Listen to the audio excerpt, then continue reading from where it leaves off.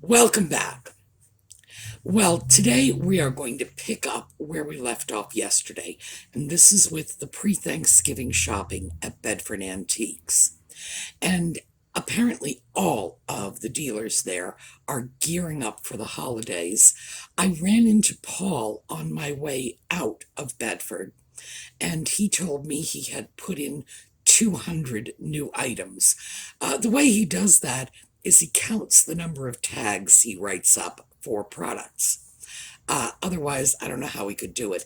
Now, ordinarily, Paul puts in 100 new items every week, but he's doubled it this past week, and I imagine they are all doubling their output, or maybe then some, because not everybody puts out as many items as Paul does. As you know, he's got little cubbies everywhere. Oh, it's all over the place at Bedford. Here a case, there a cabinet. So I would imagine the pickings are going to be very good for the next couple of months. But when we come back, I will show you what I got.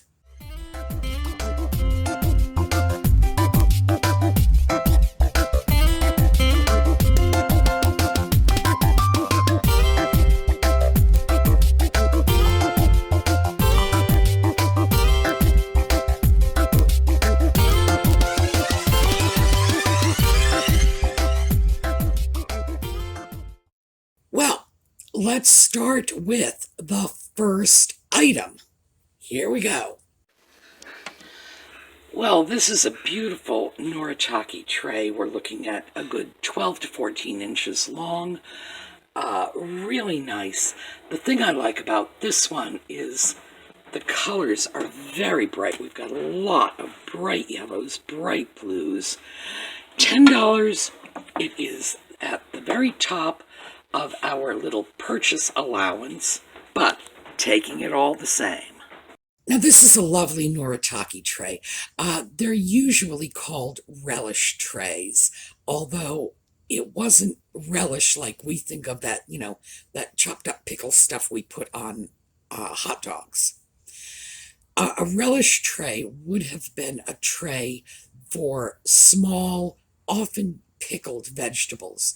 Not the sort of thing where you take a giant tablespoonful and put it on your plate, but the sort of thing where you might take a smaller amount.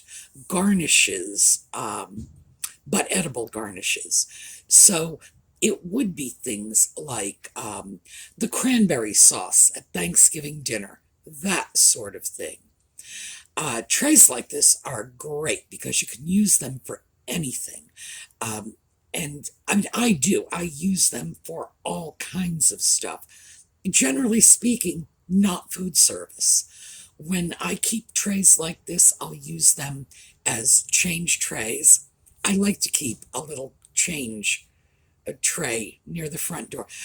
That goes back to my days in college when, nothing but vending machines, and you needed those quarters. Well, actually, in my day, it was those nickels and dimes. You needed the bus fare walking out the door. So I always keep trays, bowls, whatever. So I really do love them because they're very versatile. And of course, obviously, they can be used for food service. These days, when you can get your hands on a nice Noritaki tray like that, it's probably not the sort of thing that you would just, slap the relish in. It's probably the sort of thing where you'd pile up pretty desserts or something. So I like them, and I grab them when I can get them. This one was especially nice, not just because of the bright colors, but because the gilding is so good on it. Very little wear. And these Noritaki pieces are old, so to find some with very little wear is quite the find.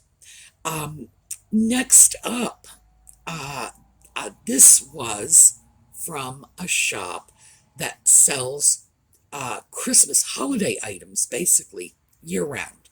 Little booth, and you can just go in there and get little Christmas tabletop Christmas trees, little Santa Clauses, snow globes, whatever. It's sort of the year-round Christmas booth. Now, there are a couple like that. There is another booth that I go into that has Christmas items year-round, but they also have a great many other items. This little booth is sort of the permanent Christmas booth, and they had a number of nice little salt and pepper sets. So let's take a look. More salt and pepper shakers. These two are Japan. I don't know about these. These two are both $8. They are older, I can tell from the age of the corks. This one I'm not so sure about. It appears to be a little newer. So the vintage ones, mid-century ones basically, are coming home with me. Now, I'm sure many of you are wondering why I passed up the pink turkeys. Those are newer. Still 20th century, so they are still technically vintage. But when I looked at them, it was very clear to me they were not from the mid-century because the colors were wrong. If they're still available later, I don't know. I may get them, may not, because it's an age factor. I prefer to deal with items that fit my definition of vintage. My definition of vintage is something in between 50 and 100 years old. Now, that's my personal definition.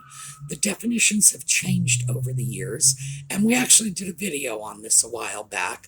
I'll see if I can dig it out and throw up a card to that. What's the difference between antique, vintage, and retro? I use what was the classic definition when I was younger, which was anything between 50 and 100 years old is vintage, and anything over 100 years old is antique. But as I say, the definitions are changing. And I need to just wrap my head around that and stop shying away from items from the 80s, the 90s, because they are collectible. And you never know what your buyers want. But I was happy to get the two sets that I did get. And then I found another of Paul's pieces. So take a look at this one. Well, here is a beautiful Thanksgiving planter. Paul's booth again. This is Napco, and it's got the sticker. And that's one of our favorite Japan importers. The cost on this is $8. Oh yes, coming with. This was in one of Paul's little cabinets. It's a Hoosier cabinet that was right next to the year-round Christmas booth. And I really like that turkey planter. And planters, of course, don't have to be used as planters. You can do anything with them. You can throw potpourri in them. You can put water in them and use them as a shallow vase. Whatever. I have seen people serve food out of planters, especially people who get really into the holiday spirit. Christmas time, they will have like a Santa Claus planter, and the cranberry sauce might be in that. So, nice little piece. Napco is good company, one of the better quality Japan import companies from the mid-century. So their pieces are always nice and well made. And I find they're always a pretty safe bet for me. But I was glad to get that. Then, of course, I'm making my rounds, and I stumble upon yet another of Paul's cubbies and found another set of salt and pepper shakers. So take a look. Well, Paul again. Vintage Bear salt and pepper shakers, $3 for the set. These are old. Take a look at those. Ordinarily, you see holes like this in the bottoms of figurines.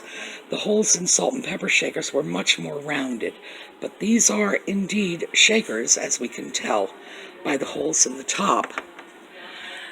Everything about them says they are probably the first half of the 20th century, so, oh yes, coming with. Those little bears are old. They probably date from the 20s or 30s. And you can tell just by looking at them. But the real giveaway are those holes in the bottom. The holes are not round.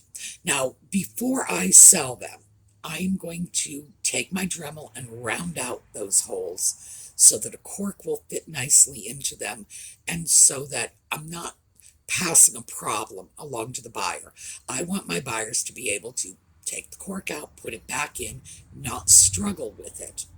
And, certainly I have to say, if it were me and I was confronted with a set of salt and pepper shakers like that, I'd be very tempted to close up the holes with duct tape, because they are not round. They will not accommodate a cork properly. So those are going to have to be set aside. They're going to need a little modification before they are sold.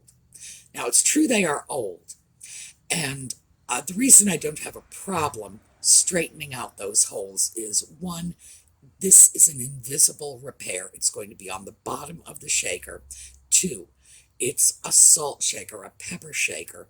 It has to serve a purpose. It must function as it was intended, or why are you buying it? So in a situation like that, I feel it's perfectly justified to make whatever kind of alteration I need to make to correct what I consider to be a manufacturer's flaw. But ordinarily, with pieces that old, because they're approaching 100 years old, I would be reluctant to start fiddling with them. But as I say, I am going to, because what good is a salt shaker if you stick the cork in and the salt dribbles out because the cork is round and the hole is oval? So I want to make sure whoever gets them is able to actually use them, assuming that's what they want to do. But nice little pieces. And as I say, the first thing I noticed about it was, boy, these are not new. And I like that, especially with salt and pepper shakers, because salt and pepper shakers, especially these Japan porcelain pieces, it was rare to find them so early in the 20th century. They really did not become a standard Japan import until closer to the mid-century. So I considered that a nice find. And at $3, what can you say? So from that cubby, I went across the aisle to and I shouldn't say this, but it's in my head always, what I consider to be the bathroom booth. The reason for this is it's about the size of a bathroom. It's like the pig booth that's around the corner from it. No disrespect to the people keeping the booth. It's just that's how I think of it in my head, because none of these booths are named, and as a consequence, if you want to refer to a booth, you have to find shorthand. So this one is sort of the bathroom booth. So let's take a look at what I found there. I have mentioned this booth to you many times. It's about the size of my bathroom, possibly even a little smaller. And in this booth, you can find some ridiculously overpriced items, but also some fantastic bargains. So let's take a look at this. Green depression glass, $1, no damage. Now, this is not very old depression glass. Nevertheless, it is a nice dish, a good size. It is depression glass. And for $1, oh yeah, this, $3. Now, of course, it's going to need to be cleaned up. But this is a Nippon dish. Let me give you a price comparison. We have a stack of 5 geisha-ware plates for $25. And this is what I mean when I say there's no rhyme or reason to the prices. Oh my goodness. Well, that's coming home with me too. This, let me put this down. I will come back to this.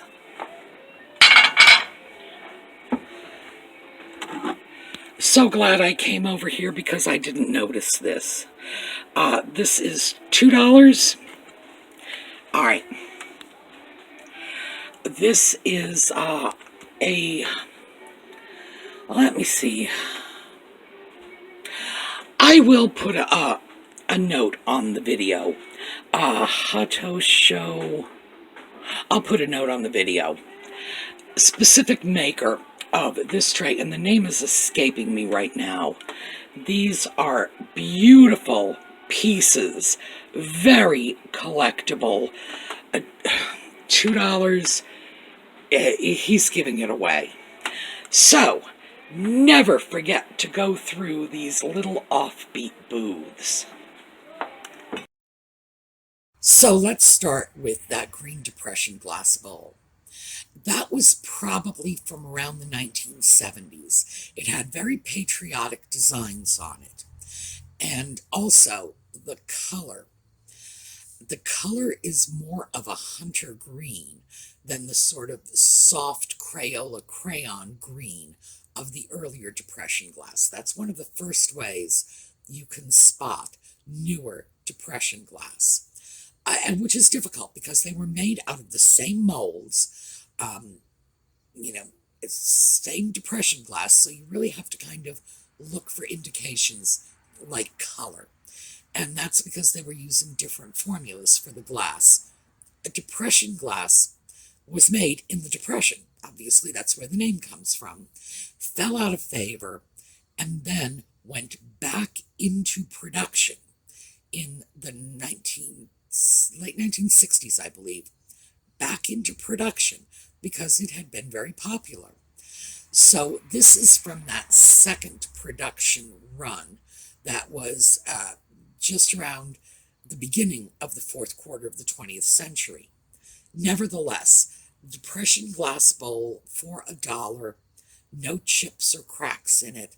Oh yes, and I think the patriotic motif will appeal to some buyers. There are people who like that sort of thing. It's their thing. That's what they collect.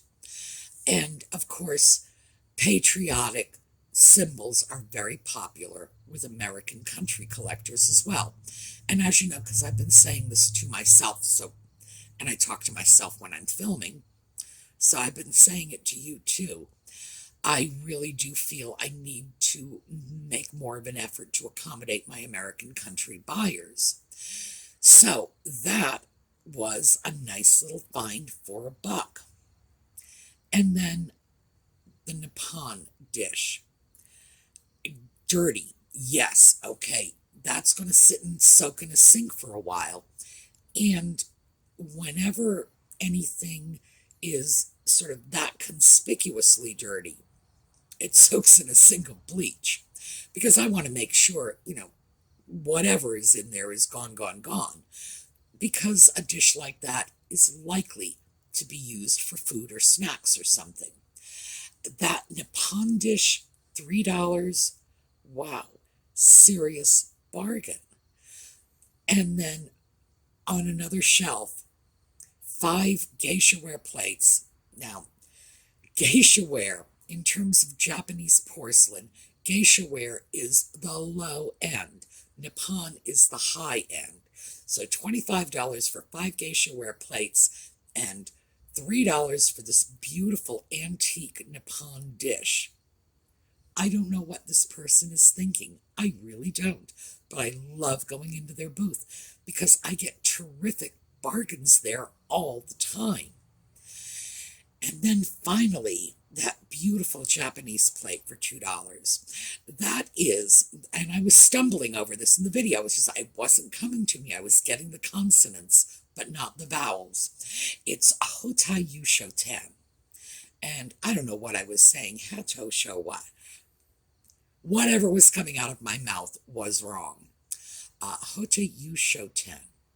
And that was a Japanese porcelain company that had a very short history of manufacture. The company opened in 1920 and it dissolved in 1947. But because of the years involved, it was probably only in operation for 18 to 20 years at most. And that's because the Second World War fits into that time frame. And when Japan went to war, the whole nation went to war. The civilian industry was converted over to production of war materials. And it was, the whole nation went to war, basically. There was a sense of unity of purpose that we in the West have a very hard time dealing with intellectually because we so value individuality. Well, Japanese people, certainly not at the time of the Second World War, were not motivated the same way we were. And so when their country went to war, civilian manufacture stopped, the factories switched over to war production. So the company, although it may have technically not gone out of business until 1947, undoubtedly went out of business for most intents and purposes in the late 1930s, probably 38, 39. Obviously, after the Second World War, that 2-year period from 45 to 47, anything coming out of their factories would have to have been marked occupied Japan. And I've never seen a piece occupied, marked occupied Japan from that particular factory. So I don't think they ever really recovered after the war. I think they may well have nominally stayed in business. Most of their stuff is so obviously from the 20s and 30s stylistically. Very popular, in part because it's high quality and also because of that short period of operation. That handled dish, that is a food dish. You would stick your lunch in that and cart it around with you. Not like to work, but maybe to the next room or whatever. That the handle was meant to be used. The dish was meant for food. They have dishes that they made that were divided dishes with the same little handle. And, your little stuff would be in there. Very interesting pieces. When you do see them, you rarely see the handle intact. The handle looks great. The piece is clearly right on the cusp of being an antique. It could have been as early as 1920, so it might technically be an antique. Heavy crazing, beautiful piece. These are extremely collectible. They are just hot properties because the company is known among collectors of Japanese porcelain. So that for $2, and I did not see that. You saw me see it in the filming because I'd walked right past it, right over to the geisha-ware plates, turned, and there it was. So I love dealers like this. My goodness, if they were all like this, I would just be skipping with delight because you have to go into their booths knowing that you need to know what you're going to buy. You can't rely on the dealer to set prices according to value. You need to know the value yourself. Now, this is a dealer who clearly thinks geisha ware is more valuable than a Hotei 10 dish with a little rattan handle. It's like, wow. So that, by the way, was probably the deal of the day. That was probably the one item I got that was the most valuable. And, for $2, what can I say? Really, really good bargain. So you got to know I'm going to be back. And finally, as I promised yesterday, I did have a chance to ask Janine on camera the question that many of you have asked in the video comments. How can they stay in business when they're charging $2, $3, $4 for an item? How does that even make sense? How do they even make the rent on their booths? So here's Janine to explain. Okay, folks, you're all going to remember Janine. And if you don't remember Janine, you're going to remember her booth because we hit it every time we come to Bedford.